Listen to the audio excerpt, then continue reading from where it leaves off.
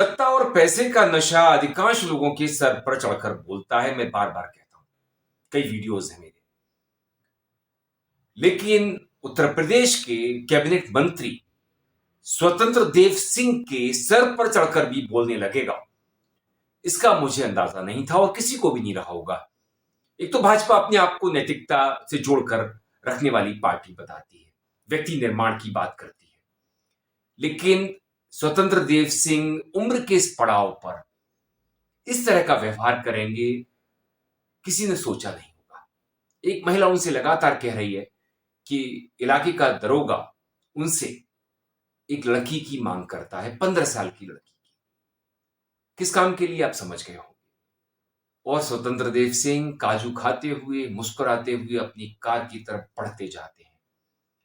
उनके साथ जो पूरा अमला होता है, उसमें महिला पुरुष दोनों होते हैं, सब देखते रहते हैं।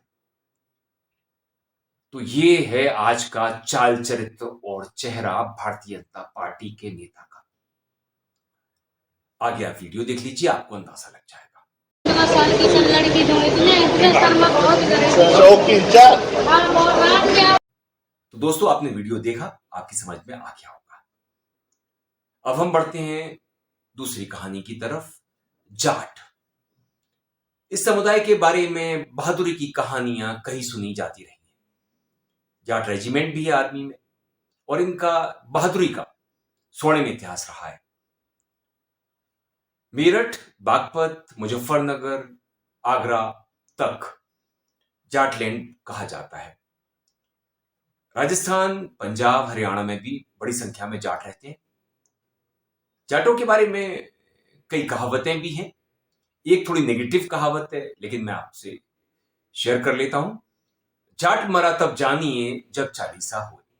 मतलब जाट को तब तक मरा हुआ नहीं समझना चाहिए जब तक 40 दिन ना बीत जाए। वो कभी भी उठ सकता है। इस तरह की जीवटता की कहानियां जाटों के बारे में हम सुनते हैं। पढ़ा लिखा, माफ करिए, बेपढ़ा जाट पढ़े जैसा और पढ़ा हुआ जाट खुदा जैसा। तो जाट मेहनती होते हैं और होशियार भी होते हैं। फार्मिंग में आपको बड़ी संख्या में जाट मिल जाएंगे, खेती बाड़ी में। नमस्कार दोस्तों, मैं अरविंद आपका अभिवादन करता हूं। सत्यपाल मलिक मेरठ से आते हैं और आजकल मेघालय के राज्यपाल हैं।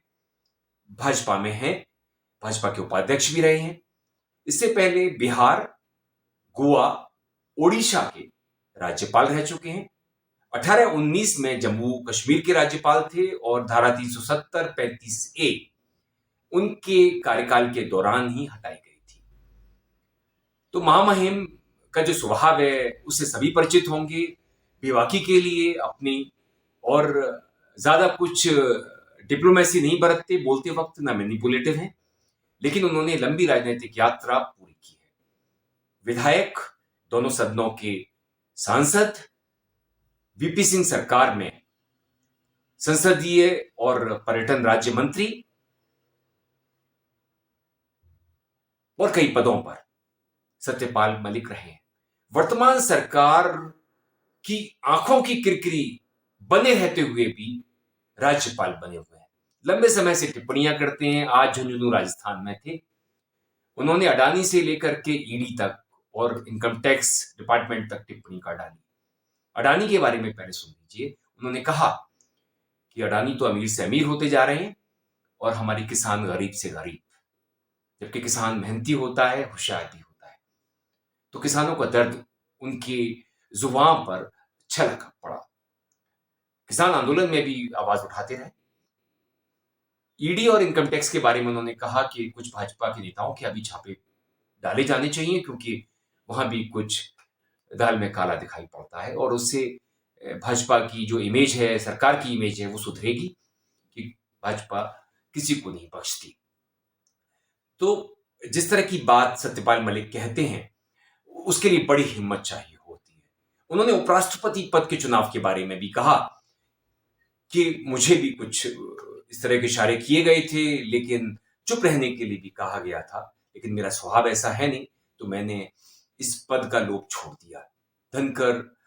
जगदीप धनखड़ जी अब उपराष्ट्रपति जी बन चुके हैं, तो वो ठीक व्यक्ति हैं।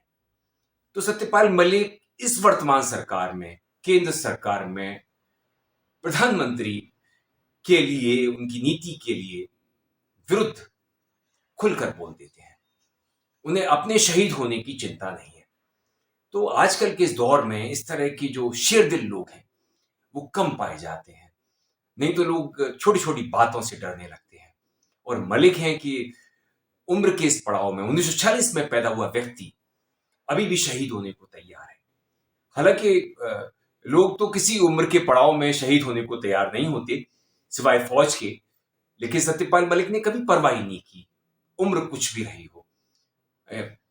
अपनी संध्या काल में भी खुलकर बोलना, जबकि उन्हें बहुत सारे लालच हो सकते हैं अभी भी, क्योंकि अभी 24 तक तो सरकार है ही केंद्र में, लेकिन वो परवाह नहीं करते। तो हमें इस तरह के लोगों का सम्मान करना चाहिए, और अगर इस तरह के शेरदिल लोग राजनीति में बने रहेंगे तो कुछ ना कुछ अच्छी खबरें कहीं ना कहीं मिलती रहेंगी। अन्यथा तो जो चमचागिरी है, और क्या कहूं मैं उसके बारे में, चाटना कहते हैं तलवे, लेकिन वही संस्कृति बन चुकी है और लोग शहीद होना नहीं चाहते। तो हम सत्यपाल मलिक जी को सैल्यूट करते हैं, प्रणाम करते हैं कि वो इसी तरह की जीवटता, इसी तरह की जिंदा दिली के साथ राजनीति करते रहें, भले ही किसी की आंखों की किरकिरी और कानों में चुभन देते रहें। तो दोस्तों, अगर आपको ये मेरा वीडियो पसंद आए तो इसे लाइक कीजिए, शेयर कीजिए, चैनल को सब्सक्राइब भी कीजिए, बेल आइकन का बटन दबाइए जिससे कि अगले वीडियो की नोटिफिकेशन आप तक पहुंच सके। आप अपनी प्रतिक्रियाएं मुझे मेल आईडी पर और कमेंट बॉक्स में जरूर भेजिएगा, मैं इंतजार करूंगा